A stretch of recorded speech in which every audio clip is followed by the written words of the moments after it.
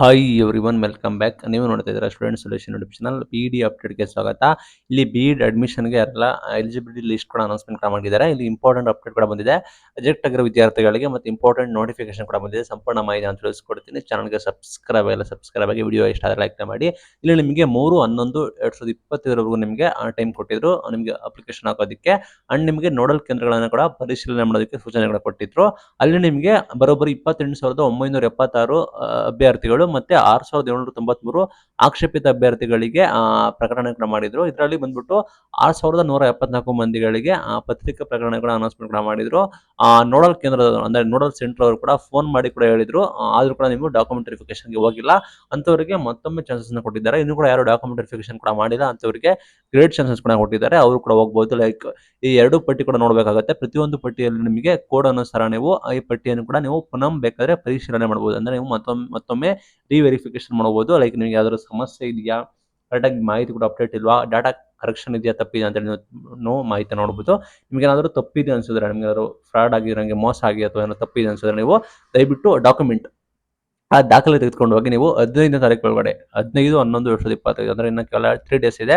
15ನೇ ತಾರೀಕು ಒಳಗಡೆ ನೀವು ನಿಮ್ಮ ಸಂಬಂಧಪಟ್ಟ ನಿಮ್ಮ ನೋಡಲ್ ಕೇಂದ್ರಕ್ಕೆ ಹೋಗಿ ಎಲ್ಲಾ ಮೂಲ ಡಾಕ್ಯುಮೆಂಟ್ಗಳೊಂದಿಗೆ ಅಂದ್ರೆ ಎಲ್ಲ ಒರಿಜಿನಲ್ ಡಾಕ್ಯುಮೆಂಟ್ಗಳೊಂದಿಗೆ ನೀವು ನಿಮಗೆ ಸಂಬಂಧಪಟ್ಟ ನೋಡಲ್ ಕೇಂದ್ರಕ್ಕೆ ಹೋಗಿ ಅಲ್ಲಿ ನೀವು ಕಡ್ಡಾಯವಾಗಿ ಹಾಜರಾಗಿ ನೀವು ಸರಿಪಡಿಸ್ಕೋಬೇಕು ಅಂತ ಕೂಡ ಮಾಹಿತಿ ಕೊಟ್ಟಿದೆ. ನಂತರ ಈ ಡೇಟ್ ನಂತರ ನಿಮಗೆ ಯಾವುದೇ ರೀತಿ ಮತ್ತೊಮ್ಮೆ ಎಕ್ಸ್ಟೆನ್ಷನ್ ಕೂಡ ಮಾಡೋದಿಲ್ಲ ಅಂತ ಕೂಡ ಹೇಳಿದ್ದಾರೆ. ಈ ಡೇಟ್ ಏನಿದೆ ಆ ಡೇಟ್ ಒಳಗಡೆ ನೀವು ನಿಮ್ಮ ಸೆಂಟರ್ಗೆ ಹೋಗಿ ದಯವಿಟ್ಟು ವೆರಿಫಿಕೇಶನ್ ಮಾಡ್ಕೋಬೇಕಾಗುತ್ತೆ. ನಿಮ್ಗೆ ಏನಾದ್ರು ಡೌಟ್ ಕೂಡ ಇದ್ರೆ ಮತ್ತೊಮ್ಮೆ ನಿಮಗೆ ಚಾನ್ಸಸ್ ಕೊಡೋದಿಲ್ಲ ಅಂತ ಕೂಡ ಹೇಳಿದ್ದಾರೆ.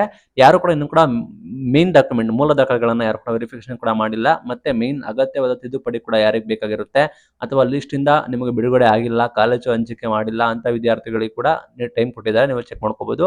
ನಿಮಗೆ ಈಗಾಗಲೇ ನಿಮಗೆ ಬೇಕಾದ ಕಾಲೇಜುಗಳನ್ನು ನೀವು ಆಯ್ಕೆ ಮಾಡಿರ್ತೀರಾ. ಅದರಲ್ಲಿ ನಿಮ್ಗೆ ಏನಾದ್ರು ಚೇಂಜಸ್ ಆಗಬೇಕು, ನಿಮ್ಗೆ ಏನಾದ್ರು ಬದಲಾವಣೆ ಕೂಡ ಆಗಬೇಕು ಅಂತ ಇದ್ರೆ ಅಂತವರಿಗೆ ಆನ್ಲೈನ್ ಮುಖಾಂತರ ಲಾಗಿನ್ ಆಗಿ ನಿಮಗೆ 15th ಒಳಗಡೆ ನಿಮಗೆ ಟೈಮ್ ಇದೆ.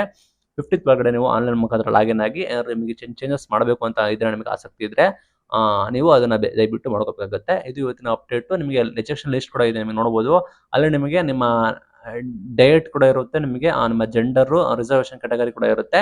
ಇಲ್ಲಿ ಬಂದ್ಬಿಟ್ಟು ರೀಸನ್ಸ್ ಇದೆ ಆಯ್ತಾ. ರೀಸನ್ AD ಅಂತ ಇದೆ. ನೀವು ರೀಸನ್ಸ್ ಗೆ ನೋಡ್ಬೇಕಂದ್ರೆ ಕೆಳಗಡೆ ಸ್ಕ್ರಾಲ್ ಮಾಡಿದ್ರೆ ನೋಡಬಹುದು ರೀಸನ್ಸ್ ಏನಂತ ಇರುತ್ತೆ ನೋಡಿ. A ಅಂದ್ರೆ ಆಬ್ಸೆಂಟ್ ಫಾರ್ ವೆರಿಫಿಕೇಶನ್ ಅಂತ, ಇಲ್ಲಿ D ಅಂದ್ರೆ ಮೋರ್ ದೆನ್ 1 ಅಪ್ಲಿಕೆಂಟ್ಸ್ ಅಂತ ಆಯ್ತಾ. ನಿಮಗೆ ಯಾವ ರೀತಿ ನಿಮಗೆ ಇನ್ವ್ಯಾಲಿಡ್ ಮಾರ್ಕ್ಸ್ ಆಗಿರ್ಬೋದು, ರಿಜೆಕ್ಟೆಡ್ ಆಫ್ಟರ್ ವೆರಿಫಿಕೇಶನ್ ಆಗಿರ್ಬೋದು, ಬಿಲೋ ಪರ್ಸೆಂಟೇಜ್ ಆಗಿರ್ಬೋದು, ಈ ರೀತಿ ನಿಮಗೆ ತೋರಿಸುತ್ತೆ ಆಯ್ತಾ ರೀಸನ್ ಏನು ಅಂತ. ಅದನ್ನ ನೋಡ್ಕೋಬೇಕಾಗುತ್ತೆ. ಅದನ್ನ ನೋಡ್ಕೊಂಡು ನೀವು ತಯಾರಿ ಮಾಡ್ಕೋಬೇಕಾಗುತ್ತೆ. ಲೈಕ್ ನೀವು ನೆಕ್ಸ್ಟ್ ಏನಾದ್ರು ಹೋಗಿ ನೀವು ನೋಡಲ್ ಕೇಂದ್ರಕ್ಕೆ ಹೋಗಿ ಅಲ್ಲಿ ನೀವೇನಾದರೂ ಸಮಸ್ಯೆ ಇದ್ರೆ ನೀವು ಸರಿಪಡಿಸ್ಕೋಬಹುದು. ನಿಮ್ಗೆ ಯಾವುದೇ ರೀತಿ ಮೋಸ ಆಗಿದೆ ಅಂದ್ರೆ ಅಲ್ಲಿ ನೀವು ಕೂಡ ಆಕ್ಷೇಪಣೆ ಕೂಡ ಸಲ್ಲಿಸಬಹುದು. ಇದು ಇವತ್ತಿನ ಅಪ್ಡೇಟ್. ಇದೇ ರೀತಿ BD ಅಪ್ಡೇಟ್ಗೆ ನಮ್ಮನ್ನ ಫಾಲೋ ಮಾಡಿ. Thank you for watching. Thank you.